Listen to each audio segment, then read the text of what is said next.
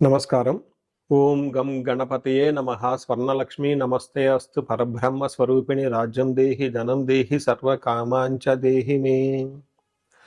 అందరికీ స్వర్ణలక్ష్మి అమ్మవారు ఎప్పుడు ప్రతి నిమిషం సంతోషంగా ఉండే విధంగా, చక్కగా నవ్వుతూ ఉండే విధంగా, ఆనందభరితంగా ఉండే విధంగా మనల్ని అందరినీ అనుగ్రహించాలని, అంతేకాకుండా మనందరికీ రాజ్యాధికారం ఉండే విధంగా అనుగ్రహించాలని, అమ్మవారు మనందరికీ సమృద్ధిగా ధనం ఇవ్వాలని, అంతేకాకుండా ప్రతి ఒక్కళ్ళకి వాళ్ళ మనసులో ఉన్న కోరిక తక్షణమే నెరవేర్చే విధంగా అమ్మవారికి మనకు ఆశీర్వాదం ఉండాలని చెప్పేసి కోరుకుంటూ ముందుకెళ్దాం.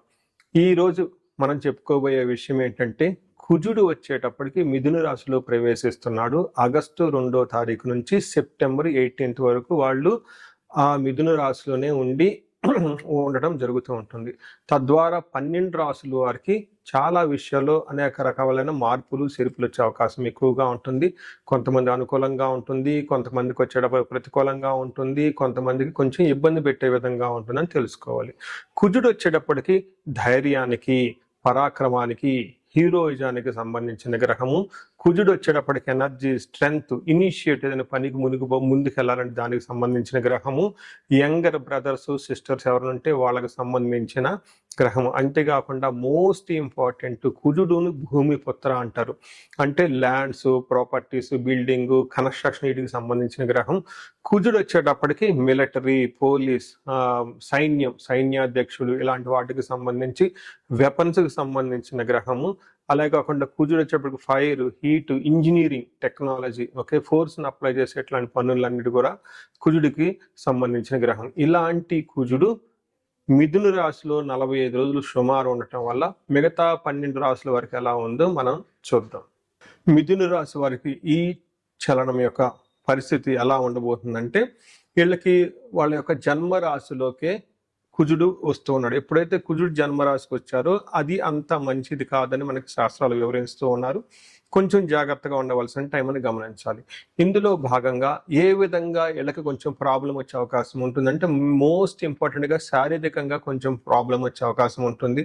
అంటే శరీరం హీట్ కావటం, లేదంటే ఎండిపోయినట్లు ఉండటం, లేదంటే శరీరానికి సంబంధించిన బ్లడ్లో కానీ లేదంటే వైరల్ ఫీవర్ ఇలాంటివి వచ్చే అవకాశం ఎక్కువగా ఉంటుంది.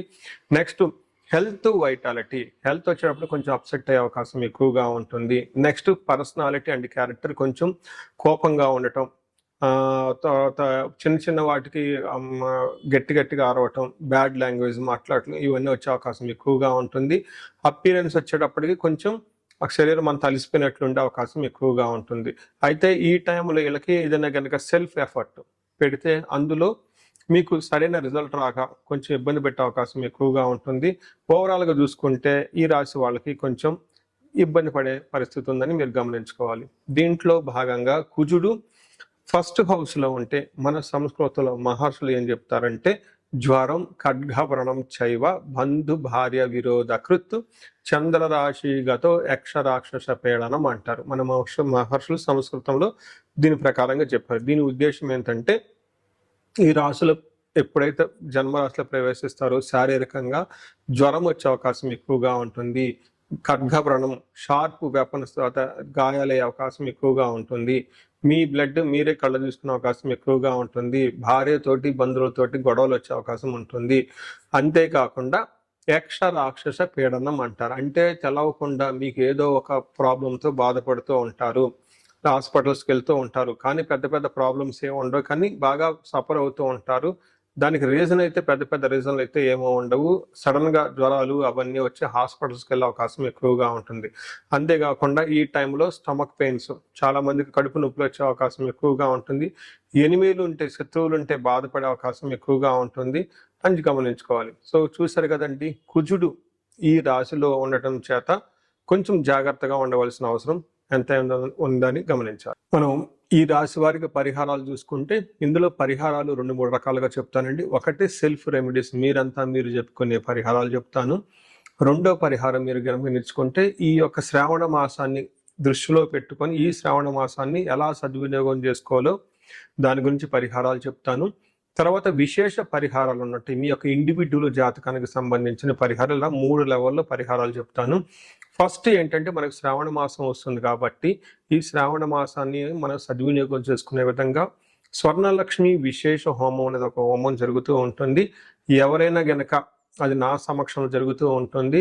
ఎవరికైతే 16 మంది లక్ష్మీలు కావాలి, సిద్ధలక్ష్మి, మోష్టలక్ష్మి, ఇష్టలక్ష్మి, గజలక్ష్మి, ఇలా అనేక మంది లక్ష్మీల యొక్క కటాక్షం మీకు కావాలనుకుంటే స్వర్ణలక్ష్మి విశేష హోమం జరుగుతూ ఉంటుంది. ఇక్కడ స్వర్ణలక్ష్మి అమ్మవారి దేనికి ప్రతీక అంటే మీ యొక్క సంపదలకి విలువ పెరగటానికి స్వర్ణలక్ష్మి అంటారు. అంటే ఆల్రెడీ మనకు ఇల్లు ఉండొచ్చు, సంపాదన ఉండొచ్చు, పిల్లలు ఉండొచ్చు, అందరూ ఉండొచ్చు. అయితే వాటికి విలువ ఇంకా పెరగటానికి కావాల్సిన ఒక శక్తి అమ్మవారిని స్వర్ణలక్ష్మి అంటారు. ఈ యొక్క స్వర్ణలక్ష్మి విశేష పూజ చేయడం జరుగుతుంటుంది. అమ్మవారికి ఎంతో ఇష్టమైన తామర పూలతో ఈ యొక్క హోమం చేయటం జరుగుతుంటుంది. అమ్మవారికి ఇష్టమైన అనేక పుణ్య ద్రవ్యాలు మొత్తం ఈ పూజా సామాగ్రి వాడటం జరుగుతుంటుంది. ఇది అయిపోయిన తర్వాత ప్రతి ఒక్కరికి 3 వెండి కాయిన్స్ ఇవ్వడం జరుగుతుంటుంది. ఒకటి బీరువాలో పెట్టుకోవడానికి, ఒకటి మీ పర్సులో పెట్టుకోవడానికి, ఒకటి పారే నీళ్ళల్లో డ్రాప్ చేయటానికి. ఇలా ఒక కుబేర మూటని కూడా ఇవ్వటం కూడా జరుగుతూ ఉంటుంది. ఇది గ్రూప్గా సామూహికంగా చేయటం జరుగుతూ ఉంటుంది. దీన్ని అందరూ సద్వినియోగం చేసుకోవాలని చెప్పేసి నేను కోరుకుంటున్నాను. నెక్స్ట్ రెమెడీస్, ఈ కుజుడికి సంబంధించిన ఇంట్లో చేసుకునే రెమెడీస్ ఏంటంటే, ఫస్ట్ కందులు 1 kg దానం ఇవ్వగలిగితే చాలా బాగుంటుంది. సుబ్రహ్మణ్యేశ్వర స్వామి భుజంగ స్తోత్రం చదివితే ఇంకా చాలా బాగుంటుంది. ఎవరైనా గనక ఇంకా ఆంజనేయ స్వామి గుడికి వెళ్ళి మంగళవారం గనక ఆకు పూజతో గనక పూజ చేయించగలిగితే ఇంకా బాగుంటుంది. ఇవి సెల్ఫ్ రెమెడీస్ అని చెప్పుకోవచ్చు.